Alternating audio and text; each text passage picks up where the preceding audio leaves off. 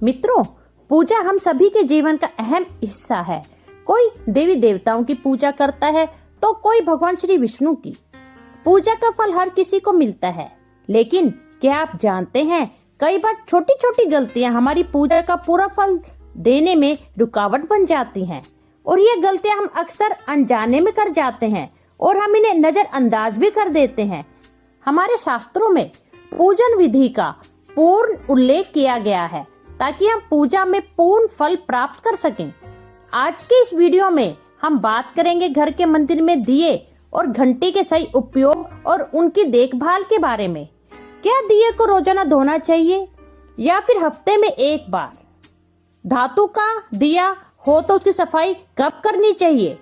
और अगर मिट्टी का दिया है तो उसे रोजाना धोना चाहिए या उसे सिर्फ एक बार प्रयोग में लाना चाहिए? मिट्टी के दिए का उपयोग किन अवसरों पे करना चाहिए? साथ ही मंदिर में किस प्रकार की घंटी का उपयोग करना चाहिए? इसे कितनी बार बजाना चाहिए? इन सभी सवालों के जवाब आपको इस वीडियो में मिलेंगे। प्रिय भक्तों, वीडियो को पूरा देखना बेहद जरूरी है, क्योंकि कभी कभी अधूरा ज्ञान बहुत गलतफहमी पैदा कर देता है। यह वीडियो आपके लिए बहुत ही उपयोगी और महत्वपूर्ण है। इसे आप ध्यान से सुनें, क्योंकि आपकी सुविधा के लिए मैंने बहुत सरल और स्पष्ट भाषा में अपनी बात रखने की कोशिश की है। चलिए सबसे पहले बात शुरू करते हैं मिट्टी के दिए से। दिवाली और अन्य धार्मिक त्योहारों पर प्राय उपयोग किया जाता है मिट्टी का दिया।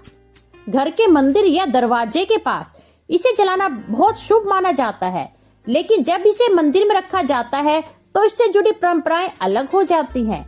मिट्टी के दिए को शुभता का प्रतीक माना गया है। आप इसे घर के मंदिर में उपयोग तो कर सकते हैं, क्योंकि यह किसी भी प्रकार के वास्तु दोष का कारण नहीं बनता। हालांकि इसे मंदिर में उपयोग करने का एक नियम है। मिट्टी के दिए को केवल एक बार जलाने के बाद दोबारा मंदिर में नहीं रखना चाहिए। हर बार नया मिट्टी का दिया उपयोग करना अति शुभ माना गया है। आगे की वीडियो में मैं आपको बताऊंगी कि मंदिर की घंटी को कब और कैसे साफ करना चाहिए और इसे कितनी बार बजाना चाहिए। अब बात करते हैं धातु के दियों के बारे में। भक्तों, आपने देखा होगा कि ये सबसे ज्यादा इस्तेमाल किए जाते हैं, चाहे वे पीतल का दिया हो या तांबे का। आजकल अधिकतर घरों में धातु के दिए का ही उपयोग होता है। अगर आप भी धातु के दिए का उपयोग करते हैं तो इसे साफ करने का सबसे अच्छा तरीका यह है कि इसे रोज धोया जाए। धोते समय गंगा जल का प्रयोग करके इसे शुद्ध करना चाहिए। धातु के दिए को हफ्ते में 1 या 2 बार नहीं, रोज धोना बेहतर है, क्योंकि दीपक की नियमित सफाई से उसकी पवित्रता और सकारात्मक ऊर्जा जो दीपक में प्रवेश करती है वह बनी रहती है। धातु के दीपक को रोज साफ करना चाहिए, जबकि मिट्टी के दीपक को एक बार उपयोग करने के बाद त्याग देना चाहिए। अब बात करते हैं घर के मंदिर में रखी घंटी के बारे में। घर के मंदिर में अक्सर पीतल की घंटी देखी जाती है। पीतल की घंटी की ध्वनि सकारात्मक ऊर्जा को बढ़ाती है और नकारात्मक ऊर्जा को दूर भगा देती है। ध्यान रखें, घंटी को कभी भी दक्षिण दिशा में ना रखें, क्योंकि इसे अशुभ माना जाता है। घंटी को पूजा स्थल के पास या मंदिर के प्रवेश द्वार पर रखना चाहिए। सबसे शुभ घंटी वह होती है जिस पर गरुड़ की नक्काशी बनी होती है। इस घंटी को गरुड़ घंटी कहा जाता है और यह सबसे उत्तम मानी जाती है। अब जानते हैं कि घर में घंटी को कितनी बार बजाना चाहिए। भोग लगाते समय घंटी को 5 बार बजाना चाहिए। ऐसा करने से भगवान भोग को जल्दी स्वीकार करते हैं। और पूजा के दौरान घंटी को जोर से या लगातार नहीं बजाना चाहिए, उसे केवल 3 बार ही बजाना चाहिए।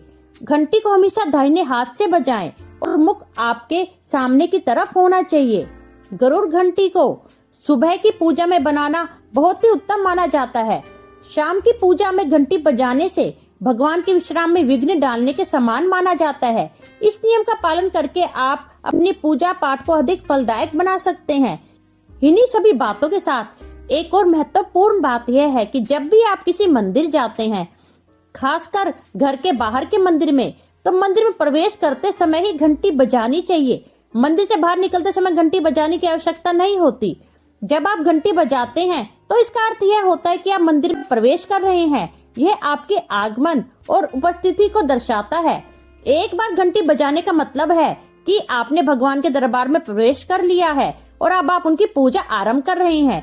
अगर आप 2 बार घंटी बजाते हैं तो इसका अर्थ यह है कि आप अपनी प्रार्थना या मन की बात भगवान के समक्ष रख रहे हैं। वही 3 बार घंटी बजाने का मतलब है कि भक्त किसी विशेष समस्या पीड़ा से जूझ रहा है और वह भगवान से तुरंत सहायता मांग रहा है। 3 बार घंटी बजाना संकट की स्थिति को दर्शाता है, जहाँ व्यक्ति भगवान से शीघ्र समाधान चाहता है।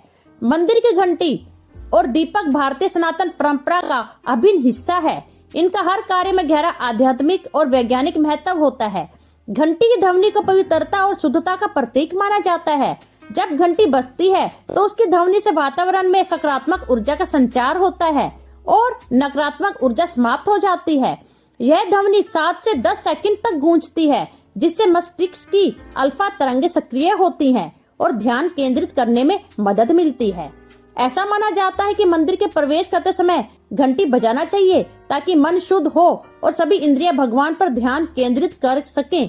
पूजा के दौरान घंटी बजाना देवताओं का स्वागत करने का और उन्हें जागृत करने का प्रतीक है।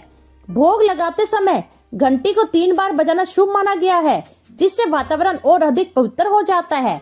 दीपक को पूजा में ज्ञान और प्रकाश का प्रतीक माना जाता है। दीपक जलाना इस बात का संकेत है कि हम अज्ञान के अंधकार को मिटाकर आत्म ज्ञान के प्रकाश की ओर बढ़ रहे हैं। गाय के घी या तिल के तेल से दीपक जलाना शुभ और शुद्ध माना जाता है। यह स्वास्थ्य और समृद्धि लाता है।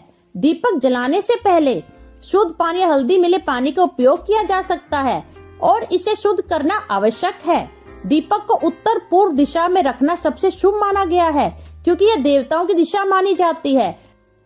घंटी की ध्वनि मस्तिष्क के दाएं और बाएं भाग का संतुलन बेहतर करती है और मन को स्थिरता प्रदान करती है और हमें मानसिक शांति मिलती है।